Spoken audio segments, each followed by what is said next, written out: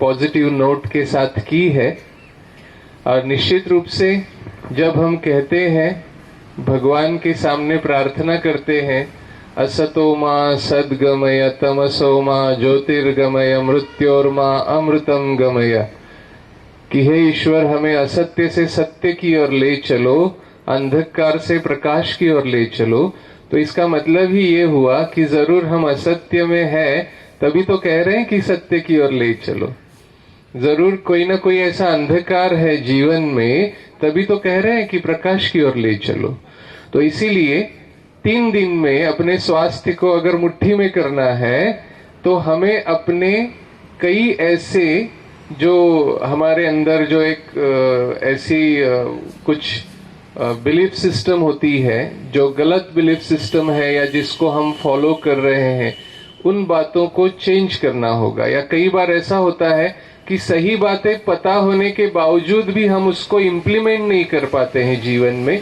तो इन 3 दिनों में निश्चित रूप से हम अपनी विल पावर को ऐसे बढ़ाएंगे जिससे ये बातें हमारे जीवन में धारण करना हमारे लिए आसान हो जाए।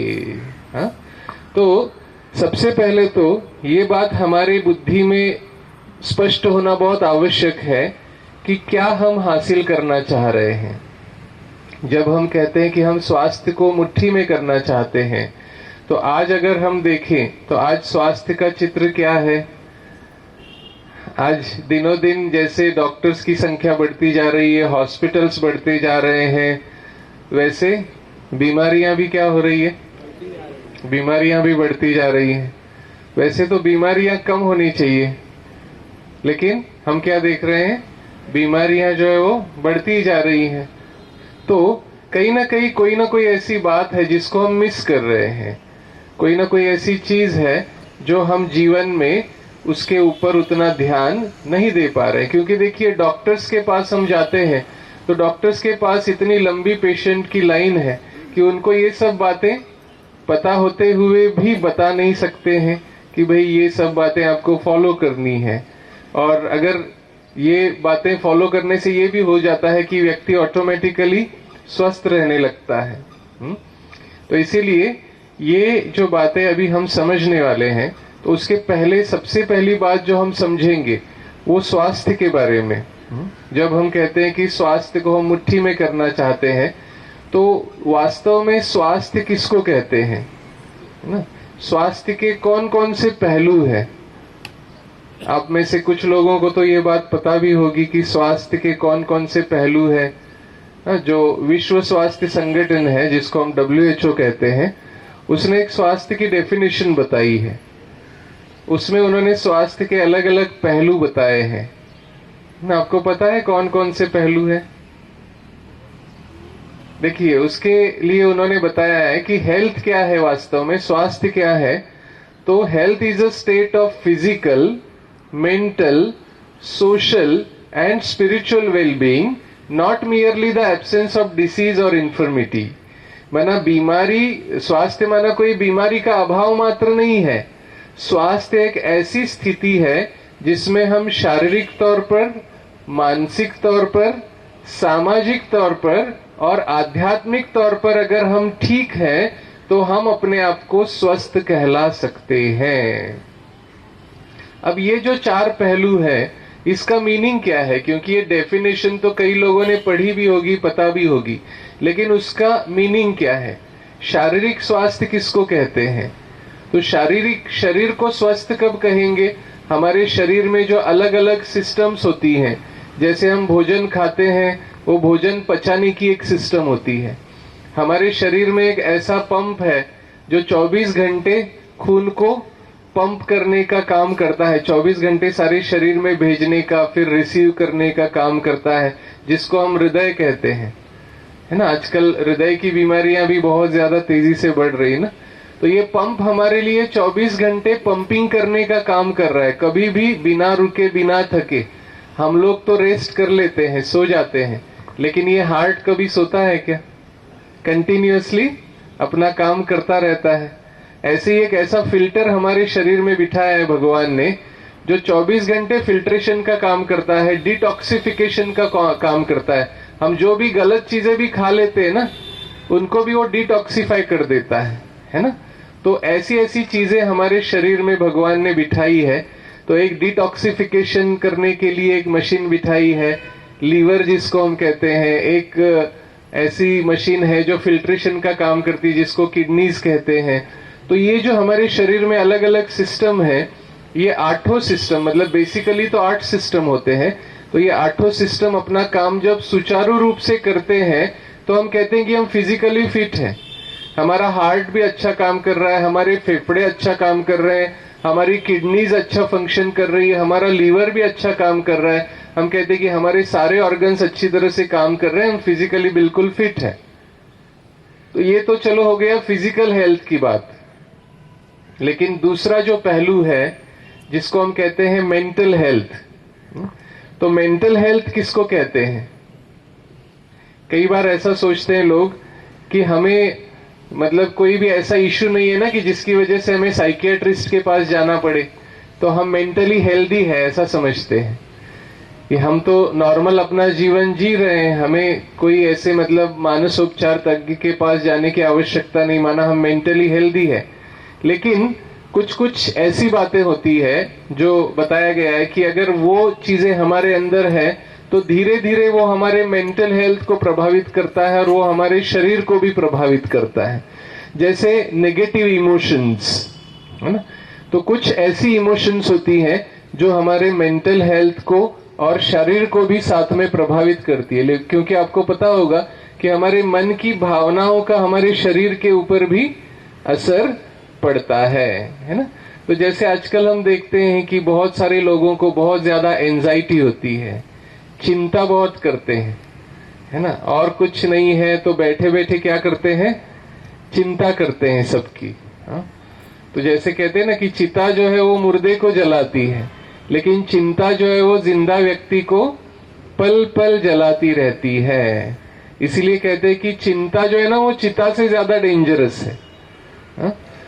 तो एक तो चिंता हो गई, दूसरा जो ज्यादा देखा जाता है वो गुस्सा, एंगर जिसको हम कहते हैं। लोग गुस्से में आकर कुछ भी कर बैठते हैं। मतलब ये भी देखा जाता है कि जब गुस्सा आता है तो उसको खुद को समझ में नहीं आता कि वो क्या कर रहा है। वो कहता है कि अरे मुझे पता ही नहीं चला, मैंने ऐसा कैसे कर लिया। कई बार ऐसे जेल वगैरह में भी प्रोग्राम्स होते हैं ना, तो ऐसे ऐसे कैदी वहां पे मिलते हैं जिन्होंने अपने जीवन में कोई भी क्राइम नहीं किया, लेकिन एक बार वो बहुत ज्यादा गुस्से के वश होकर उनको पता नहीं चला, आउट ऑफ कंट्रोल हो गए और भाई ने भाई को मार दिया, पति ने पत्नी को मार दिया, पत्नी ने पति को मार दिया। तो इस प्रकार के जो होते हैं, तो ये गुस्सा, इसीलिए गुस्से को कहते हैं टेम्पररी मैडनेस। टेम्पररी मैडनेस माना थोड़े समय का पागलपन। थोड़े समय के लिए व्यक्ति का क्या हो जाता है, अपने आपे से बाहर हो जाता है। तो इसीलिए गुस्सा ये भी एक ऐसा इमोशन है जो हमारे मन और तन दोनों को एक साथ प्रभावित करता है। कई बार आपने देखा भी होगी गुस्से के वश व्यक्ति जो है वो मतलब उसको हार्ट अटैक तक हो जाता है, बहुत ज्यादा गुस्सा आ जाता है और उसी समय वो कोलैप्स हो जाता है। इसके ऊपर ऐसे कई रिसर्च भी किए गए थे, तो देखा गया कि वास्तव में जब व्यक्ति को गुस्सा आता है तो उसके हार्ट के ऊपर सबसे ज्यादा उसका असर होता है, और एक बार जो असर होता है ना तो आगे 72 आवर्स तक उसका चैन जो है वो चलता रहता है। माना एक बार तीर निकल गया तो फिर कुछ कर नहीं सकते हैं, अगले 72 आवर्स तक उसके जो आगे केमिकल रिएक्शंस हैं वो शरीर में चलते रहेंगे। तो इसीलिए चिंता, गुस्सा। तीसरा जो है वो है उदासी। आजकल ये भी ज्यादा देखने में आता है ना, लोग आसानी से बहुत कह देते हैं कि अरे मुझे बहुत डिप्रेशन हो गया, इसको डिप्रेशन कहते हैं, है ना। तो छोटी छोटी बातों में व्यक्ति जो है वो उदास हो जाता है, निराश हो जाता है, हताश हो जाता है। तो उदासी के लिए कहा गया है कि उदासी जो है ना वो बीमारी की फ्रेंड है। आप अगर ज्यादा समय उदास रहते हैं तो फिर बीमारी ज्यादा लंबे समय तक बनी रहती है, और अगर आप बीमारी को भगाना चाहते हैं तो उसके लिए उदासी के अपोजिट जो इमोशन है जिसको हम कहते हैं खुशी, तो जितना हम खुश रहते हैं उतना बीमारी जो है वो जल्दी से विदाई ले लेती है। तो इसलिए आयुर्वेद में इसके लिए कहा है विषादो रोग वर्धनानाम श्रेष्ठः। विषाद माना उदासी या डिप्रेशन जो है, ये बीमारी को बढ़ाने में सबसे नंबर 1 है। तो इसीलिए ये भी इमोशन अगर हमारे अंदर है तो वो बीमारी को बढ़ाने का काम करती है। डर है ना, डर एक ऐसी इमोशन है, कहते भी है ना सब, जो डर गया सो मर गया, और ये भी कहते हैं कि डर के आगे जीत है ना। तो डर के जीना माना मर मर के जीना, क्योंकि जितनी बार हम डरते हैं उतनी बार हमारे किडनी से ऐसे केमिकल्स रिलीज होते हैं जिसका असर हमारे पूरे शरीर के ऊपर, हार्ट के ऊपर पड़ता है। तो इसीलिए ये बात समझना भी बहुत आवश्यक है। डर के भी कई सारे प्रकार होते हैं। किसी को अंधेरे से डर लगता है, किसी को ऊंचाई से डर लगता है, किसी को जो है वो पानी से डर लगता है ना, किसी को लोगों में जाने से डर लगता है, किसी को अकेलेपन से डर लगता है। तो ऐसे अलग अलग प्रकार के डर होते हैं। लेकिन जो भी डर है हमारे अंदर, उस डर को फेस करना बहुत आवश्यक है। उसको हम जितना अवॉइड करते हैं, उससे जितना बचने की कोशिश करते हैं ना, उतना वो डर और ज्यादा बढ़ने लगता है। तो इसीलिए चिंता, गुस्सा, उदासी, डर ना, और भावुक और नाजुक स्वभाव, जिसको कहते हैं सेंसिटिव एंड इमोशनल नेचर, बहुत ज्यादा जो सेंसिटिव और इमोशनल होते हैं ना, वो कोई भी चीज के बारे में बहुत ज्यादा सोच लेते हैं, जिसको हम कहते हैं ओवर थिंकिंग। आजकल ऐसे ऐसे केसेस भी बहुत ज्यादा देखने में आते हैं। इवन मैं जहां पे पढ़ाता हूं, आयुर्वेद मेडिकल कॉलेज में, वहां पे कई ऐसे स्टूडेंट्स भी आते हैं, काउंसलिंग के लिए आते हैं या अपनी बात शेयर करते हैं। तो पता चलता है कि ये छोटी बात के बारे में बहुत ज्यादा सोच रहे हैं। वो खुद भी रियलाइज करते हैं कि ये ओवर थिंकिंग हो रहा है हमसे, है ना। तो इसीलिए ये बहुत ज्यादा सोचना कब होता है कि हम बहुत ज्यादा सेंसिटिव और इमोशनल हैं, तो हम उस बात के बारे में बहुत ज्यादा सोच लेते हैं, और इसीलिए फिर वो प्रॉब्लम हमें बड़ी लगने लगती है। जैसे कहते हैं ना कि राई का पहाड़ बनाना, तो ऐसे ही हो जाता है ज्यादा सोचने से। तो इसीलिए अगर ये चीजें अगर हमारे अंदर है, तो भी हम अपने आप को मेंटली हेल्दी नहीं कह सकते हैं। हम चिंता कर रहे हैं, हम गुस्सा कर रहे हैं, हम उदास हो रहे हैं, हम ज्यादा डर रहे हैं किसी चीज से, या हमारा बहुत ज्यादा सेंसिटिव और इमोशनल नेचर है। तो इस प्रकार की अगर इमोशंस हैं हमारे अंदर, तो जितने परसेंटेज में है उतना हमें मेंटल हेल्थ हमारी जो है वो आगे चल के प्रभावित हो सकती है, हमारा शरीर भी प्रभावित हो सकता है। तो इसीलिए ये चीजें भी हमारे अंदर नहीं होनी चाहिए, तो हम अपने आप को मेंटली हेल्दी कह सकते हैं। तो फिजिकल हेल्थ हो गया, मेंटल हेल्थ हो गया। सोशल हेल्थ किसको कहते हैं? सामाजिक स्वास्थ्य क्या है? आपको पता है, समाज कहते हैं अनेक व्यक्तियों का एक समूह, तो अनेक व्यक्तियों से मिलकर समाज बनता है। तो सामाजिक स्वास्थ्य माना हमारे रिलेशंस कैसे हैं, हम जहां पे रहते हैं वहां पे हमारे रिलेशंस कैसे हैं, या हम जहां पे काम करते हैं वहां पे हमारे रिलेशंस कैसे हैं। हमारे संबंधों का असर भी हमारे स्वास्थ्य के ऊपर पड़ता है। जैसे मैंने शुरू में कहा कि बीमारियां बढ़ रही हैं, तो उसमें एक बीमारी जो है वो अभी नंबर 1 है। 2 साल पहले ही टाइम्स ऑफ इंडिया में फ्रंट पेज पे ये न्यूज छपी थी कि उस बीमारी के मामले में भारत जो है वो विश्व की राजधानी बन चुका है। कौन सी बीमारी? Yes, any guess? कौन सी? Diabetes, right. तो डायबिटीज के मामले में India is now world capital, पूरे विश्व की राजधानी बन चुका है। तो इसीलिए इसका रीजन भी जब ये रिसर्च जब किया गया तो पता चला कि संबंधों में तनाव, ये इसका एक मुख्य रीजन है। स्ट्रेस इन रिलेशनशिप्स, ऐसा होता है ना कि मतलब जैसे एक ही घर में रह रहे हैं, परिवार में रह रहे हैं, और आपस में बातचीत नहीं कर रहे हैं, आपस में अनबन है, तो जितनी बार एक दूसरे को देखेंगे तो अंदर से क्या निकलेगा? भले ही सामने कुछ बात नहीं करेंगे, लेकिन अंदर में स्ट्रेस फील करेंगे, टेंशन फील करेंगे। तो इसीलिए वो जो टेंशन है उसका असर ये होता है कि हमारा ब्लड ग्लूकोज लेवल जो है वो बढ़ने लगता है, और फिर ऐसा बार बार होने से धीरे धीरे फिर डायबिटीज जो है वो हो जाता है। तो इसीलिए ये बात समझना भी बहुत आवश्यक है कि हमारे संबंध, अगर हम स्वस्थ रहना चाहते हैं, अपने स्वास्थ्य के लिए मेरे संबंध सबके साथ कैसे होने चाहिए? अच्छे होने चाहिए। और उसके लिए मुझे इनिशिएटिव लेना चाहिए। ये नहीं सोचना है कि अरे मेरी तो कोई गलती नहीं थी, उसकी गलती थी, है ना। जैसे कई भी ऐसे कुछ हो जाता है, संबंध बिगड़ जाते हैं, तो उसके लिए दो चीजें बहुत इंपॉर्टेंट रोल प्ले करती है संबंध को बिगाड़ने में। तो एक है एंगर, गुस्सा, कि गुस्से के कारण हम कुछ भी बोल देते हैं, सामने वाला कुछ भी बोल देता है।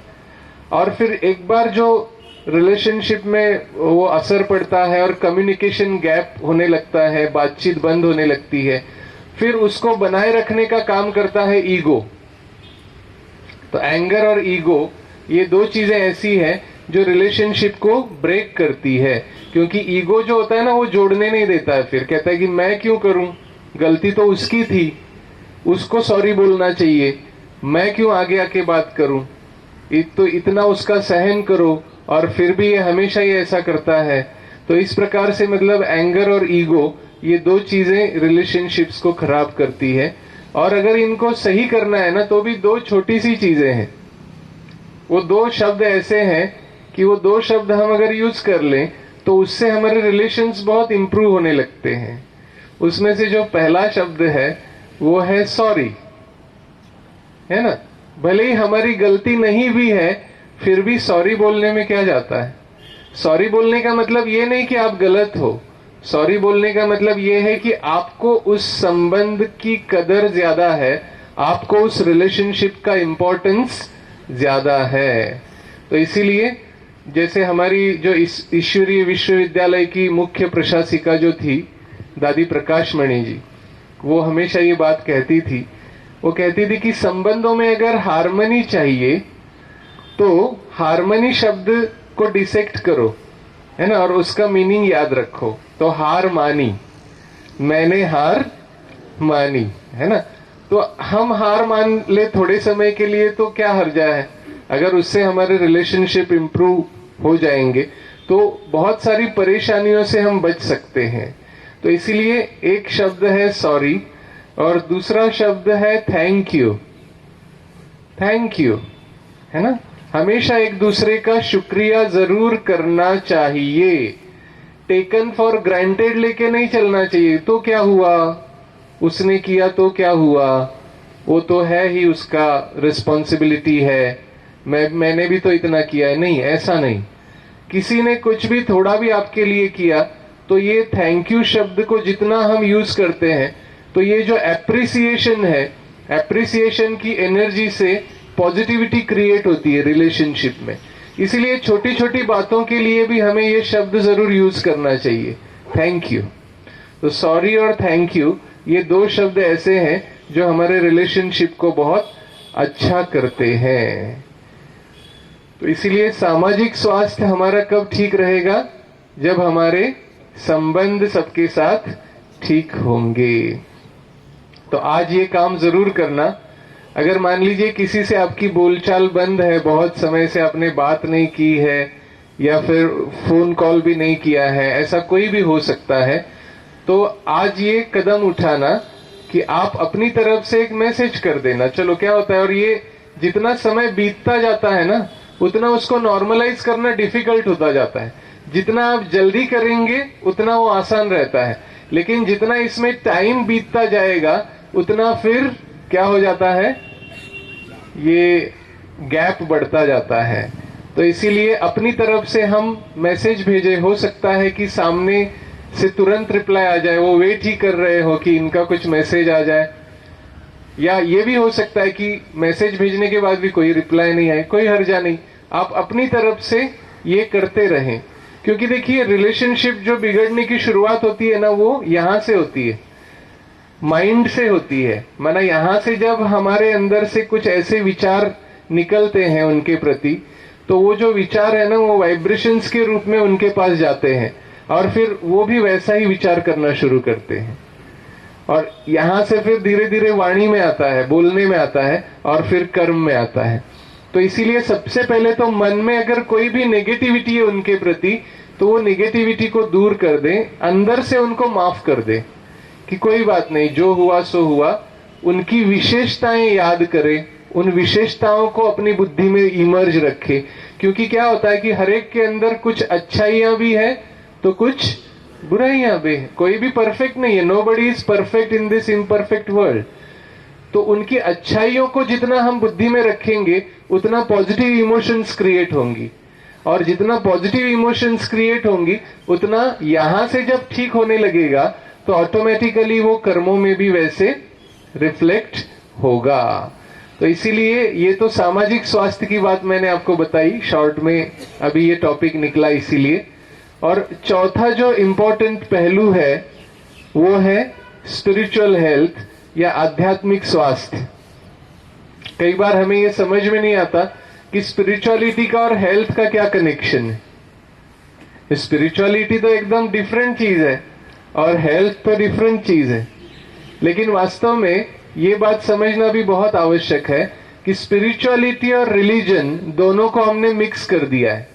वास्तव में स्पिरिचुअलिटी अलग चीज है और रिलीजन अलग चीज है। धर्म और आध्यात्मिकता ये दोनों अलग अलग चीजें हैं। धर्म हर एक का अलग अलग हो सकता है, लेकिन आध्यात्मिकता सबके लिए समान है। आध्यात्मिकता ये यूनिवर्सल चीज है। तो आध्यात्मिकता क्या है? आध्यात्मिकता है सच्चाई को जानना, ट्रुथ जो है, सत्य जो है, उसको जानना, उसको महसूस करना। जैसे देखो हम देखते हैं तो प्रकृति के जो नियम है, प्रकृति के नियम सबके लिए समान है। ऐसा कभी होता है कि भाई बारिश हो रही है तो केवल हिंदुओं के लिए बारिश होगी, मुसलमानों के लिए नहीं होगी? ऐसा होता है कभी? तो प्रकृति का जो नियम है वो जैसे सबके लिए समान होते हैं, तो प्रकृति के नियमों को समझना, वास्तविकता को समझना, रियलिटी को समझना, ये बहुत इंपॉर्टेंट है और यही आध्यात्मिकता है। जैसे किसी ने बहुत अच्छा कहा है कि हम जितना जितना स्व को जानने लगते हैं, क्योंकि हम स्व के बारे में भी बहुत कम जानते हैं, है ना। हम मैं सारे दिन भर में इस शब्द का प्रयोग करते हैं, लेकिन मैं कहने वाला मैं वास्तव में कैसा हूं और मेरे अंदर क्या क्या है, इसको हम बहुत कम जानते हैं। क्योंकि आपको पता है कि हमारा जो माइंड है, माइंड के अलग अलग हिस्से होते हैं। एक होता है कॉन्शियस माइंड, उसके अंदर होता है सबकॉन्शियस माइंड, जिसको हम अंतर्मन कहते हैं। तो हम केवल कॉन्शियस माइंड माना बाह्य मन जो है, उस बाह्य मन को ही जानते हैं, लेकिन अंतर्मन को नहीं समझते हैं।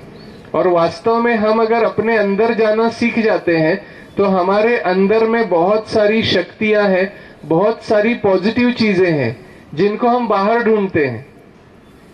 देखो जनरली हम शांति बाहर ढूंढते हैं, प्रेम, खुशी, आनंद, ये चीजें बाहर ढूंढते हैं।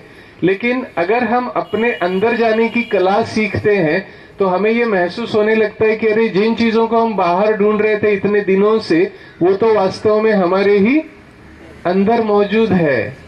तो इसीलिए स्पिरिचुअलिटी हमें ये सिखाती है, स्पिरिचुअलिटी हमें ये सिखाती है कि बाहर की दुनिया से अंदर की दुनिया में कैसे जाना है, और अंदर की दुनिया में जाकर वो जो पॉजिटिविटी है उस पॉजिटिविटी को कैसे महसूस करना है, ये प्रैक्टिकली हमें सिखाती है। तो उसमें कोई धर्म की बात नहीं है, कोई भी जो इंसान है वो इस चीज को महसूस कर सकता है, अपने अंदर की पॉजिटिव एनर्जी को, पॉजिटिविटी को महसूस कर सकता है। आपको ये मतलब पता चलेगा तो आपको बहुत अच्छा लगेगा कि हमारे अंदर वो 7 चीजें होती है और वो 7 चीजें हमारे ही भीतर है। तो एक तो जिसको हम बाहर ढूंढते हैं वो है सत्य ज्ञान, वो ज्ञान हमारे अंदर है। दूसरा है पवित्रता। कोई भी मार्केट में हम चीज खरीदने के लिए भी जाते हैं तो हम ये उसको पूछते हैं कि भाई इसमें कोई एडल्ट्रेशन तो नहीं है, कोई मिलावट तो नहीं है ना। क्योंकि हमें प्योरिटी पसंद है, इम्प्योरिटी पसंद नहीं है, मिलावट पसंद नहीं है, क्योंकि वो हमारा ओरिजिनल नेचर है। तो इसीलिए जब हम अपने अंदर जाना सीख जाते हैं तो हमें ये महसूस होने लगता है कि ये हमारे भीतर है। पीस, जिसको हम कहते हैं शांति। लोग आज शांति के लिए कितना भटक रहे हैं, लेकिन इतना भटकने के बाद भी शांति उनको नहीं मिलती है, क्योंकि जब तक अपने अंदर जाना नहीं सीखेंगे तब तक वो शांति महसूस नहीं होगी जीवन में। प्रेम, हर एक क्या चाहता है? दूसरे से प्रेम चाहता है ना, कि प्रेम से व्यवहार करे, प्रेम से बात करे। लेकिन ये प्रेम जो है ये हमारे ही भीतर मौजूद है। खुशी जिसको लोग बाहर ढूंढते हैं, सोचते हैं कि ये चीज हमारे पास आ जाए, ये वस्तु हमारे पास आ जाए, या ये व्यक्ति अगर हमारे पास है तो बहुत अच्छा है। तो हम वस्तु, व्यक्ति, पदार्थ, वैभव में खुशी ढूंढ रहे हैं, लेकिन वास्तव में खुशी जो है वो हमारे भीतर मौजूद है। तो ये जब हम रियलाइज करते हैं, अंदर का जो आनंद है जिसको सच्चित आनंद कहा जाता है, उस आनंद का अनुभव करने लगते हैं, तो ऑटोमेटिकली हम अंदर से शक्तिशाली होने लगते हैं। और आध्यात्मिकता हमें क्या करती है? अंदर से शक्तिशाली बनाती है। बाहर से हमने कितना भी जिम्नेशियम में जाके अपने मसल्स डेवलप कर लिए, लेकिन अगर अंदर से हम शक्तिशाली नहीं है तो जब डिफिकल्ट सिचुएशन आती है तो कोलैप्स हो जाते हैं लोग। प्रैक्टिकली देखा गया, कोरोना काल में ये चीजें सभी ने एक्सपीरियंस की। जिनको मिस्टर इंडिया तक का किताब मिला था, जिनकी पर्सनैलिटी बहुत अच्छी थी बाहर से, जिनको बहुत स्ट्रांग थे बाहर से, शरीर से बहुत शक्तिशाली थे, लेकिन वो भी टिक नहीं पाए, क्योंकि जो लोग अंदर से शक्तिशाली थे, स्ट्रांग थे, वही उस सिचुएशन को फेस कर पाए और उसके ऊपर जीत प्राप्त कर पाए। तो इसीलिए आध्यात्मिकता हमें ये चीजें सिखाती है। और आध्यात्मिक स्वास्थ्य के ऊपर जब हम अपना फोकस रखते हैं तो ऑटोमेटिकली हमारे शरीर के अंदर उसका बहुत पॉजिटिव इफेक्ट देखने को मिलता है। क्योंकि हमारे शरीर में जो एंडोक्राइन सिस्टम है, जिसको कहते हैं अंतःस्रावी ग्रंथियां, उसमें से वैसे पॉजिटिव हार्मोन सिक्रीट होते हैं। जैसे हमारे इमोशंस होते हैं, जैसे हमारे विचार होते हैं, वैसा असर हमारे शरीर पर उसका होता है। तो हमने आज क्या समझा? ये 4 पहलू समझे, ठीक है। तो बहुत मैं आपको सिंपल सिंपल चीजें बताऊंगा, लेकिन उसको आप जितना इम्प्लीमेंट करेंगे, उसके ऊपर जितना आप ध्यान देंगे, उतना आपको उसका फायदा महसूस होने लगेगा। तो जैसे हमने देखा कि हेल्थ के जो 4 पहलू होते हैं, एक तो सबसे पहला पहलू कौन सा देखा? फिजिकल हेल्थ, शारीरिक स्वास्थ्य। दूसरा पहलू कौन सा देखा? मेंटल हेल्थ, मानसिक स्वास्थ्य। तीसरा कौन सा देखा? सामाजिक स्वास्थ्य। और चौथा स्पिरिचुअल हेल्थ, ठीक है। तो अगर हमें अपने स्वास्थ्य को मुट्ठी में करना है तो अगले 3 दिनों में, मतलब आज, कल और परसों, इन 3 दिनों में हमें ये 4 चीजों को हासिल करना है। शारीरिक स्वास्थ्य को भी हासिल करना है, मानसिक स्वास्थ्य को भी, सामाजिक स्वास्थ्य को भी, और आध्यात्मिक स्वास्थ्य को भी, ठीक है। और ये 4 चीजें अगर हमें हासिल करनी है जीवन में, तो आयुर्वेद जो हमारा हजारों साल पुराना साइंस है, हमारा अपना साइंस है, उसमें 4 चीजें बताई कि 4 चीजों पर अगर हम ध्यान देंगे तो हमें संपूर्ण स्वास्थ्य हासिल करना आसान हो जाएगा। तो वो 4 चीजें भी बहुत सिंपल है। एक तो सबसे इंपॉर्टेंट है, वो है हमारा आहार। कई बार हमें ये समझ में नहीं आता है। मैं कई पेशेंट्स को देखता हूं और उनको जब मैं सलाह देता हूं, एडवाइस देता हूं कि आप ये चीज मत खाओ, ये खाओ, ये मत खाओ, ये खाओ, तो कहते हैं आप डाइट के बारे में कुछ मत बताइए, आप तो दवाई दे दो। डाइट तो हम वही लेंगे जो हमें लेना है। अच्छे अच्छे लोगों को मैंने देखा, वो कहते कि नहीं, डाइट के बारे में तो हम चेंज नहीं कर सकते हैं, वो तो हम वही खाएंगे जो हमें खाना है, आप तो दवाई दे दो। लेकिन इससे हमारे लिए अच्छा है, पता है, ये ऐसे पेशेंट्स हमारे लिए अच्छे हैं। क्यों? क्योंकि वो हमारे पास बार बार आते रहेंगे, हमें बार बार फीस देते रहेंगे, क्योंकि बार बार बीमार पड़ेंगे, है ना। क्योंकि आहार जो है ना, वो सबसे बड़ी दवाई है। ये मैं आपको आज मतलब बता रहा हूं, ये बहुत बड़ा सीक्रेट बता रहा हूं कि आहार ही सबसे बड़ी दवाई है। आगे मैं जो स्टेटमेंट करने वाला हूं ना, इसको आप अपने अंदर एकदम बिठा लेना। अगर हम आहार को दवाई की तरह यूज करना सीखेंगे तो हमें दवाइयों को आहार की तरह खाने की नौबत नहीं आएगी।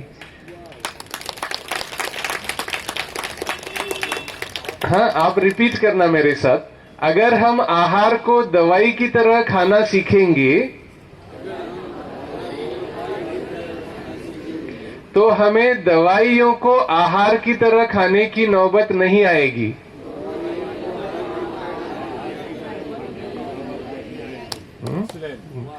तो वास्तव में ये देखा जाता है कि हमारे पास जब पेशेंट्स आते हैं ना, तो वो इतनी सारी दवाइयों की लिस्ट बताते हैं कि ये जो है वो खून पतला करने के लिए, ये जो है ये कोलेस्ट्रॉल के लिए, ये शुगर के लिए, ये बीपी के लिए, और इतनी सारी दवाइयां खाने के बाद जो एसिडिटी होती है ना, तो वो एसिडिटी को कम करने के लिए, और इतनी दवाइयां खाने के बाद पेट भर जाता है तो खाना खाने की इच्छा ही नहीं होती। तो दवाइयों को खाने की तरह खा रहे हैं, है ना। तो इसीलिए आहार को कैसे हम दवाई की तरह खा सकते हैं, ये विधि भी आपको बताएंगे जो आयुर्वेद में बताई गई है। तो इसीलिए जो 4 चीजें मैं बता रहा था उसमें सबसे पहली चीज है आहार। दूसरी जो चीज है वो है विहार। विहार माना हमारा जो डेली रूटीन है, हम दिन भर में क्या करते हैं, सुबह उठने से लेकर रात को सोने तक हम जो भी चीजें करते हैं वो सारी हमारे विहार में आती है। सुबह हम उठते कितने बजे हैं, उसके बाद हम स्नान कितने बजे करते हैं, नाश्ता कितने बजे करते हैं, नाश्ता कितना खाते हैं, उसके बाद फिर हम दिन भर में क्या करते हैं, दिन में सोते हैं नहीं सोते हैं, फिर रात को कितने बजे सोते हैं, रात का खाना कितना खाते हैं। तो ये सारा ही जो है, ये जिसको हम लाइफस्टाइल भी कहते हैं या जीवन शैली भी कहते हैं, ये सारा विहार के अंतर्गत आता है। तो दूसरा जो इंपॉर्टेंट है वो है विहार, आहार, विहार। तीसरा इंपॉर्टेंट फैक्टर है वो है आचार। आचार माना हमारा आचरण, बिहेवियर। आपको ये जानकर आश्चर्य लगेगा, लेकिन हमारा आचरण जो होता है ना, उसका भी असर हमारे हेल्थ के ऊपर पड़ता है। कई बार हम सोचते हैं ना कि हम दूसरों के साथ कैसा भी व्यवहार करें, लेकिन दूसरे मेरे से अच्छा व्यवहार करें, लेकिन ऐसा नहीं होता है। जैसा व्यवहार हम दूसरों के साथ करेंगे, ऑटोमेटिकली वैसा ही व्यवहार हमारे साथ वो करेंगे। To every action there is an equal and opposite reaction. हर क्रिया की समान और विपरीत प्रतिक्रिया होती है। तो इसीलिए हमें इस बात के ऊपर ध्यान देना है कि हम जैसा बीज बोएंगे वैसा ही फल हमें मिलने वाला है, और इसीलिए हमें अपना व्यवहार जो है वो बहुत अच्छा रखना है सबके साथ। इसके ऊपर आयुर्वेद में डिटेल में बताया है कि कैसे हमारा आचरण रसायन की तरह काम करता है। रसायन उसको कहते हैं, एक रिजुविनेशन थेरेपी होती है। रिजुविनेशन माना जो हमें ज्यादा समय तक युवा बनाए रखता है, जो बीमार नहीं होने देता और जो हमारी आयु को लंबा करता है, उसको रसायन कहते हैं, रसायन चिकित्सा। तो जितना जितना उसमें यह बताया है कि हमारा जो आचरण है वो एक रसायन की तरह या रिजुविनेशन का काम करता है। तो जैसे हम अगर सच बोलते हैं, शांत रहते हैं, बड़ों को रिस्पेक्ट करते हैं, ये सारी बातें बताई है ना। हम गुस्सा नहीं करते हैं, सत्यवादिनम अक्रोधम निवृत्तम मध्य मैथुनात् अहिंसकम अनायासम प्रशांतम प्रियवादिनम। हम प्रिय बोलते हैं सबके साथ, अच्छी बात करते हैं, और हम अल्कोहल नहीं सेवन करते हैं, निवृत्त मध्य मैथुनात्। इस प्रकार से एक लिस्ट दी हुई है कि हमारा जो आचरण है वो अगर इस प्रकार का है तो डेफिनेटली हमें उससे स्वस्थ रहने में मदद मिलती है। तो इसीलिए आहार, विहार, आचार। तो वो आचार उसके बारे में भी मैं बताऊंगा आगे के सत्रों में। तो एक तो आहार, विहार, आचार, और चौथा बहुत इंपॉर्टेंट फैक्टर है वो है हमारे विचार। हमारे विचार हमारे स्वास्थ्य को प्रभावित करते हैं। जैसा हम सोचते हैं वैसा ही हमें महसूस होता है। हम अगर ये सोचते हैं कि मुझे ये हो रहा है, वो हो रहा है, मुझे ठीक नहीं लग रहा है, तो वैसा ही हमें महसूस होने लगता है। और आपको वास्तव में ठीक नहीं लग रहा है, फिर भी अगर आपका मन जो है वो ठीक है, आपने अगर पॉजिटिवली ले लिया उसको, आपका दृष्टिकोण अगर आपने पॉजिटिव रखा, तो उस सिचुएशन को भी आप बहुत इजीली ओवरकम कर सकते हैं। इसीलिए कहते हैं ना कि मन अगर हमारा अच्छा है तो सब कुछ ठीक है। मराठी में संत तुकाराम तो कह के गए ना कि मन करारे प्रसन्न सर्व सिद्धींचे कारण। तो हमारा मन अगर प्रसन्न है तो ऑटोमेटिकली हमें सारी सिद्धियां, उसमें ये स्वास्थ्य की सिद्धि भी प्राप्त हो जाती है। तो इसीलिए चाहे हमारा हेल्थ अभी ठीक नहीं भी है तो भी अगर हम मन के द्वारा पॉजिटिव ऑटो सजेशंस देना शुरू करते हैं तो ऑटोमेटिकली वो ठीक होने लगता है। इसके ऊपर कई सारे एक्सपेरिमेंट्स हुए हैं। मतलब कैंसर जैसी गंभीर बीमारी में ये एक्सपेरिमेंट किया गया कि उस पेशेंट को ये समझाया गया कि उसके जो कैंसर के सेल्स हैं उसको कहा गया कि आप ऐसा विजुअलाइज करो कि वो जो एक तो होते हैं दूसरे बीमारी के सेल्स और दूसरे होते हैं हमारे स्वस्थ माना जो WBC जिसको कहते हैं ना, जो हमारे आरोग्य की रक्षा करने वाले जो सेल्स होते हैं, व्हाइट ब्लड सेल्स होते हैं। तो उनको ये समझाया गया कि जो बीमारी उत्पन्न करने वाले कैंसर के सेल्स हैं उनको चूहे के रूप में देखो और जो स्वास्थ्य की रक्षा करने वाले जो WBCs है उनको बिल्ली के रूप में देखो। और ऐसा देखो कि वो बिल्ली जो है वो चूहे को खा रही है, बिल्ली चूहे को खाती जा रही है और चूहों की संख्या कम होती जा रही है। इस प्रकार से ठीक होता जा रहा हूं, है ना। तो ऐसा उनको चित्र निर्माण करने के लिए कहा गया और उस प्रकार से जब उन्होंने वैसा करना शुरू किया तो जिसने जितनी बार किया उतना उसको स्वस्थ होने में उसकी मदद मिली। और हमारा जो माउंट आबू में जो इंटरनेशनल हेडक्वार्टर है वहां तो हार्ट पेशेंट्स के लिए प्रोजेक्ट चलता है, coronary artery disease regression through healthy lifestyle program. तो उसमें तो जैसे हार्ट की आर्टरीज जो ब्लॉक हो जाती है, जिसके लिए आजकल एंजियोप्लास्टी या बाईपास सर्जरी, ये दो ही उपाय करवाए जाते हैं। तो उन आर्टरीज को भी खोला जाता है। कैसे? मनोबल को बढ़ा के, मेडिटेशन का प्रयोग उसके ऊपर करके, जैसे मैंने आपको बताया। तो वो आर्टरीज जहां पे बंद है वहां पे फोकस करवाया जाता है और उन आर्टरीज को खोला जाता है। और ऐसे एक नहीं दो नहीं, ऐसे 10,000 से ज्यादा पेशेंट्स अभी तक ठीक हो चुके हैं बिना बाईपास सर्जरी, बिना एंजियोप्लास्टी। क्योंकि आप अगर बाईपास सर्जरी करवाने जाओ, एंजियोप्लास्टी करवाने जाओ तो कम से कम आपको 3 से 5 लाख तक का खर्चा है। और इतना खर्चा करने के बाद भी ये श्योरिटी नहीं है कि आप ठीक हो गए। कई बार तो ये हो जाता है कि बाईपास कराने के बाद पेशेंट घर पे आता है और 2-4 दिन के बाद पता चलता है कि वो चले गए। तो इसीलिए ये जो तरीका है कि जब हम अपने आप को परिवर्तन करते हैं, अपने आहार विहार आचार और विचार इनमें बदलाव लाते हैं तो ऑटोमेटिकली क्या हो जाता है, ऑटोमेटिकली उसका असर हमारे हेल्थ के ऊपर पड़ने लगता है। ठीक है ना। तो इसीलिए कल भी हम मतलब ये चारों चीजों को लेकर कैसे हम इसको ठीक कर सकते हैं ये भी हम देखेंगे। और स्वास्थ्य की जो निशानी है, किसी ने बहुत अच्छा कहा है कि स्वस्थ किसको कहा जाएगा, तो हाथ पैर गरम, पेट नरम और सिर ठंडा तो डॉक्टर को लगाओ डंडा।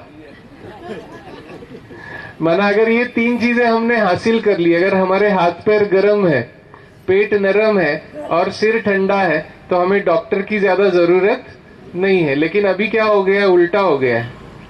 हाथ पैर हो गए ठंडे, पेट हो गया कड़क, है ना, जाम हो जाता है ना, पेट साफ नहीं होता है ठीक से, और सिर हो जाता है छोटी छोटी बातों में गरम। तो ये 3 चीजों को सही करना है ना।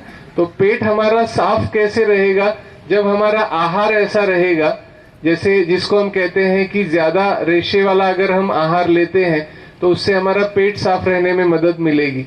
तो ज्यादा रेशे किसमें होते हैं, जो फल होते हैं, हरी सब्जियां होती है, सलाद होता है, इसमें रेशे ज्यादा मात्रा में होते हैं। तो इसीलिए दिन भर में हमें कोई ना कोई सीजनल और रीजनल फल जरूर खाना चाहिए, है ना। तो वो जो फल होता है उससे हमें क्या मिलता है, फाइबर्स मिलते हैं, रेशे मिलते हैं, और उससे हमारा पेट साफ रहने में मदद मिलती है। क्योंकि पेट अगर साफ रहेगा, कहते हैं ना कि पेट सफा तो हर रोग दफा। और कॉन्स्टिपेशन से कैंसर तक लोग कैसे पहुंचते हैं ये प्रैक्टिकली मैंने देखा है ना। ऐसे वीडियोस भी अवेलेबल है, उन्होंने सारा दिखाया है पूरा अंदर का सिस्टम कि कैसे क्रॉनिक कॉन्स्टिपेशन से आंतों के कैंसर तक व्यक्ति पहुंच जाता है। कई बार कॉन्स्टिपेशन को बहुत लाइटली लिया जाता है, सोचते हैं कि नहीं ये तो ऐसा होता ही रहता है, मुझे तो पहले से ऐसी आदत है, एक दिन छोड़ के ही जाना होता है। ऐसे कई सारे, मतलब उनको लगता है कि ये नेचुरल है, लेकिन ये नेचुरल नहीं है। रोज जैसे हम घर में सफाई करते हैं, ऐसे हमारे शरीर की सफाई भी रोज होना आवश्यक है। तो पेट साफ रहना ये बहुत इंपॉर्टेंट है। तो पेट अगर साफ रहेगा तो सारे सिस्टम हमारे सही रहते हैं। तो इसीलिए पेट अगर साफ रहेगा तभी पेट नरम रहेगा। हाथ पैर गर्म कब रहेंगे? कि कोई ना कोई एक्सरसाइज हम करेंगे तो हाथ पैर गर्म रहेंगे। और सिर ठंडा कब रहेगा? अगर हम सुबह सुबह कोई ना कोई ऐसी एक्टिविटी करेंगे मन और बुद्धि को शांत करने की, तो सिर जो है वो ठंडा रहेगा ना। तो इसीलिए ये चीजें अगर हम करते हैं तो ऑटोमेटिकली हमें स्वस्थ रहने में मदद मिलती है। ठीक बात है। तो सभी ये करेंगे 3 चीजें। तो जैसे मैंने आपको बताया कि आहार, तो आहार में हमें ये पता होना बहुत आवश्यक है, जो एक कुछ बेसिक कंसेप्ट्स हैं आयुर्वेद के, कि हमारा जो शरीर है, हमारे शरीर में 3 दोष होते हैं, वात पित्त और कफ, है ना। और ये 3 दोषों में जब इम्बैलेंस हो जाता है तो हम बीमार पड़ जाते हैं, और ये तीनों ही जब बैलेंस में रहते हैं तो हम स्वस्थ रहते हैं। तो ये तीनों को बैलेंस कैसे रख सकते हैं? अगर आपको, मतलब हम देखें पूरे साल भर में, है ना, पूरे साल भर में सीजन कितने होते हैं पता है? 3 सीजन होते हैं। कौन कौन से? सर्दी, गर्मी, बरसात। अच्छा, इसके अलावा और किसी का कोई आंसर है? 6 ऋतु कौन कौन से होते हैं? बहुत अच्छा, वेरी गुड, ताली बजाइए सभी इनके लिए। तो 6 सीजन्स होते हैं, हेमंत, शिशिर, वसंत, ग्रीष्म, वर्षा, शरद। जो भी नोटबुक लाए इसको नोट जरूर करें, क्योंकि ये इंपॉर्टेंट चीज है। और बाकी लोग भी कल से नोटबुक और पेन साथ में लेके आएंगे, ठीक है? ये इंपॉर्टेंट चीज है। जैसे हेमंत ऋतु, तो हेमंत ऋतु जनरली नवंबर दिसंबर, ये हेमंत ऋतु का टाइम रहता है। शिशिर ऋतु जनरली जनवरी फरवरी, ये शिशिर ऋतु का टाइम रहता है ना। फिर वसंत ऋतु मार्च अप्रैल, ये वसंत ऋतु का टाइम रहता है। फिर ग्रीष्म ऋतु मई जून, ये ग्रीष्म ऋतु का समय रहता है। फिर वर्षा ऋतु जुलाई अगस्त, जब बहुत ज्यादा बरसात होती है तो ये वर्षा ऋतु का समय रहता है। सितंबर अक्टूबर, ये शरद ऋतु का समय रहता है। तो ये 6 सीजन्स होते हैं। और ये 6 सीजन्स क्यों हमें पता होने चाहिए? क्योंकि नेचुरली सभी के शरीर में ये जो 3 दोष मैंने आपको बताए, उसमें से कोई ना कोई एक दोष जो है वो बढ़ जाता है। बरसात के दिनों में हमारे सबके शरीर में वात बढ़ता है, वात दोष बढ़ जाता है बरसात के दिनों में, माना जुलाई अगस्त। सितंबर अक्टूबर, जिसको हम शरद ऋतु कहते हैं, तो शरद ऋतु में सभी के शरीर में पित्त बढ़ जाता है और पित्त से रिलेटेड डिसऑर्डर्स ज्यादा होते हैं। और मार्च अप्रैल, जिसको हम वसंत ऋतु कहते हैं, तो वसंत ऋतु में सभी के शरीर में कफ का प्रमाण बढ़ जाता है और इसीलिए कफ की बीमारियां ज्यादा होती है मार्च अप्रैल में, सर्दी, खांसी, ये सब चीजें। आप देखो कोरोना भी जो बढ़ा, या कोरोना की जो लहरें आई, या लॉकडाउन लगा, सबसे पहला लॉकडाउन कौन से महीने में लगा? मार्च में। क्योंकि नेचुरली ऐसा मार्च और अप्रैल में ये होता है कि शरीर में जो कफ है वो पिघलने लगता है। ठंड जैसे ही खत्म हो जाती है और गर्मी शुरू हो जाती है, तो उस गर्मी से शरीर में जो जमा हुआ कफ है वो पिघलने लगता है और सर्दी खांसी की शुरुआत हो जाती है। तो इसीलिए नेचुरली उन दिनों में सर्दी और खांसी की प्रॉब्लम ज्यादा रहती है। तो अगर हमें ये पता, अब ये अगर पता है तो क्या फायदा होगा? तो ये जो मैंने 3 दोष बताए आपको, वात पित्त और कफ, ये 3 दोषों को कंट्रोल करने का जो डाइट है कि कैसे हम इसको कंट्रोल में रख सकते हैं, तो वो डाइट भी मैं आपको बताऊंगा। और वो डाइट किसके ऊपर निर्भर है? तो वो है रसों के ऊपर निर्भर। रस माना टेस्ट जिसको हम कहते हैं, है ना। तो जैसे आपने बताया कि 6 ऋतु होते हैं, ऐसे टेस्ट कितने होते हैं? टेस्ट कितने होते हैं? 4 होते हैं। कौन कौन से? खट्टा, मीठा, नमकीन, कड़वा। खट्टा, मीठा, नमकीन, कड़वा। इसके अलावा कसैला, मतलब 5 होते हैं। 7 होते हैं। देखिए, जैसे 6 ऋतु होते हैं ना, ऐसे रस भी 6 ही होते हैं। ठीक है? जैसे ऋतु 6 है, ऐसे रस भी 6 है। मीठा, खट्टा, नमकीन, तीखा, कड़वा, कसैला, ये 6 रस होते हैं, जिसको आयुर्वेद में कहा है मधुर, अम्ल, लवण, कटु, तिक्त, कषाय। अब ये मैं क्यों बता रहा हूं? क्योंकि इनका कनेक्शन दोषों के साथ है। तो मीठा, खट्टा, नमकीन ये वात को कम करने वाले हैं। मीठा, खट्टा और नमकीन ये वात दोष को कम करने वाले हैं। और जो बचे हुए 3 हैं, तीखा, कड़वा और कषैला, ये वात को बढ़ाने वाले हैं। पित्त को कम करने वाले हैं मीठा, कड़वा और कषैला, ये पित्त को कम करते हैं।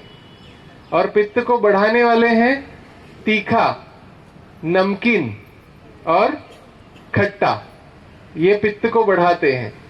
कफ को कम करने वाले हैं तीखा, कड़वा और कषैला, ये कफ को कम करने वाले हैं। और मीठा, खट्टा, नमकीन ये कफ को बढ़ाने वाले हैं। ठीक है ना?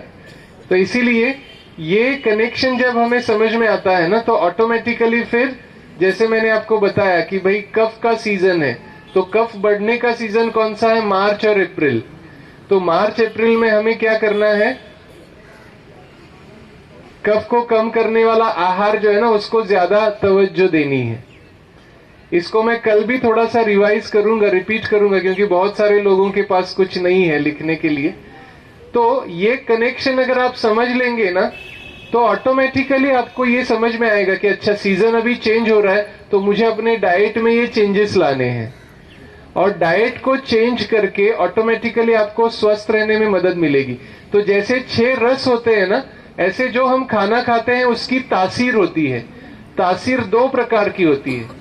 एक होती है गर्म तासीर, दूसरी होती है ठंडी तासीर। ये तासीर का भी कनेक्शन है। गर्म तासीर वाली चीजें पित्त को बढ़ाती हैं, वात और कफ को कम करती हैं। ठंडी तासीर वाली चीजें पित्त को कम करती हैं, लेकिन वात और कफ को बढ़ा सकती है। तो ये चीजें समझने से मैंने उसको प्रैक्टिकली कैसे अप्लाई करना है, ये फिर आगे 2 दिनों में आपको शेयर करेंगे। तो ये आहार बड़ा इंपॉर्टेंट रोल प्ले करता है। इसलिए आयुर्वेद ने तो ये तक कह दिया, पथ्ये सति गदार्थस्य भेषजम किम निषेवणैहि, पथ्ये असति गदार्थस्य भेषजम किम निषेवणैहि।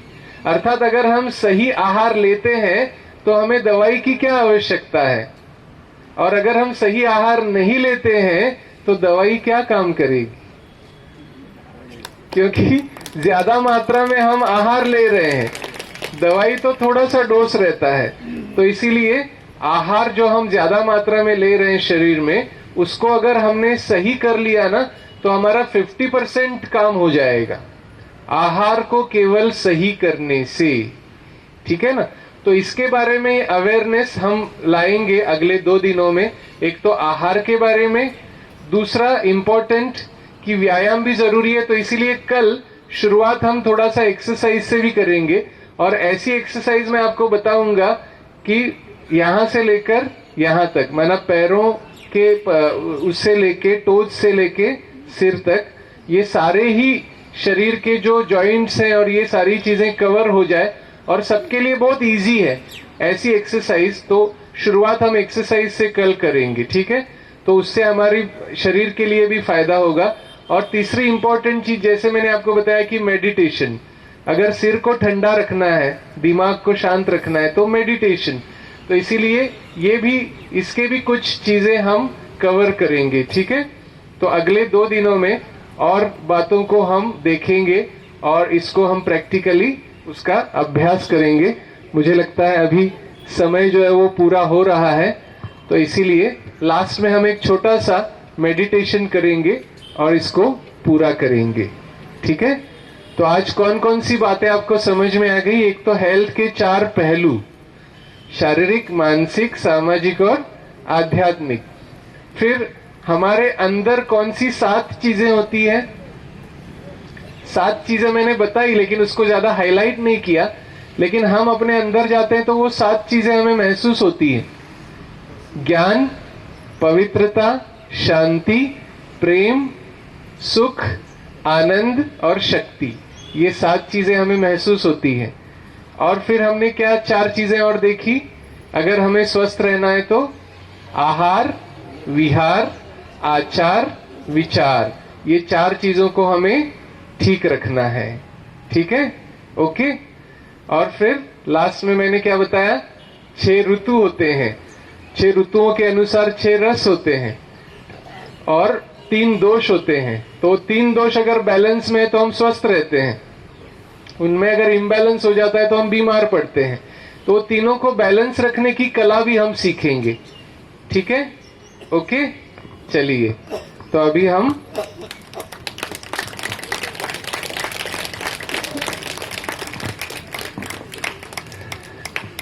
Thank you. तो अभी हम ऐसे स्वास्थ्य के मार्ग पर अग्रसर हो रहे हैं जिससे हम ईश्वर को ये प्रार्थना करेंगे कि हमसे कोई भी गलती नहीं हो और हम इस मार्ग पर बहुत अच्छी तरह से चल पड़े और सदा स्वस्थ रहें, मस्त रहें, प्रसन्न रहें, खुश रहें। Seat straight but relaxed.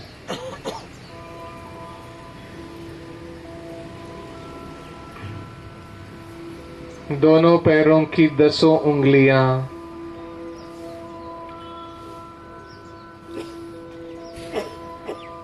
दोनों घुटने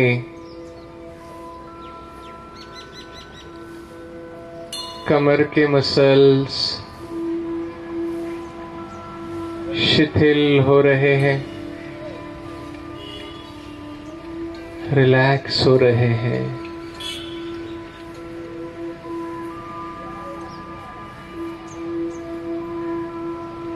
पेट और पीठ के मसल्स दोनों हाथों की 10 उंगलियां, कंधे के मसल्स, चेस्ट के मसल्स शिथिल हो रहे हैं, रिलैक्स हो रहे हैं।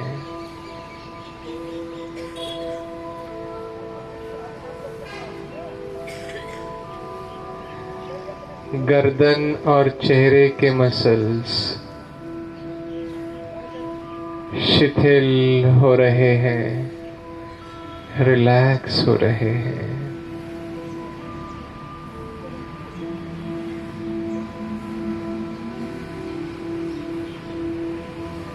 अपने संपूर्ण ध्यान को दोनों आंखों के बीच में एकाग्र करें। At the center of the forehead, between 2 eyebrows, महसूस करें भ्रुकुटी के मध्य में विराजमान मैं एक चमकता हुआ सितारा हूँ। I am point of light and might at the center of the forehead, between 2 eyebrows.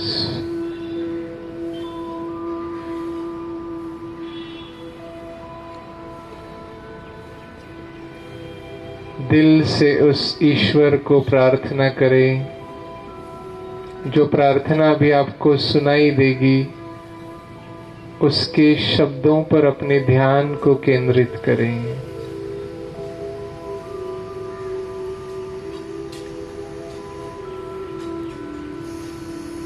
इतनी शक्ति हमें दे न दाता, मन का विश्वास कमजोर होना, हम चले नेक रास्ते पे हमसे भूल कर भी कोई भूल होना। इतनी शक्ति हमें दे न दाता, मन का विश्वास कमजोर होना।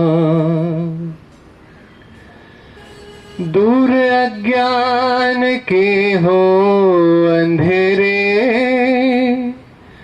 तो हमें ज्ञान की रोशनी दे। हर बुराई से बचते रहे हम, जितनी भी दे भले जिंदगी दे। अपनी करुणा का जल तू बहा के,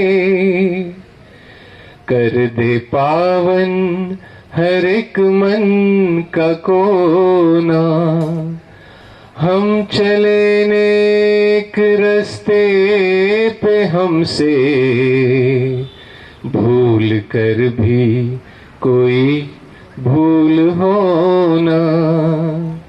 इतनी शक्ति हमें दे न दाता, मन का विश्वास कमजोर होना।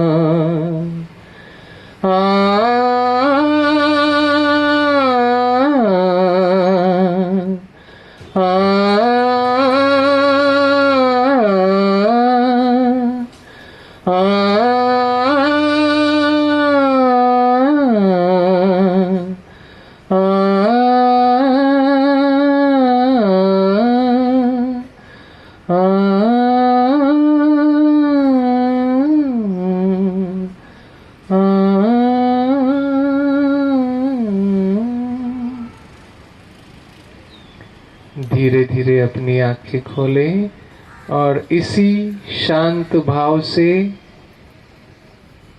इसी शांति का अनुभव करते हुए आज सारे दिन भर अपने कर्म क्षेत्र पर इस शांति का अनुभव करते हुए ही सारे कर्म करेंगे। और फिर कल हम आगे की इम्पोर्टेंट बातें आपसे शेयर करेंगे। Thank you. ओम शांति।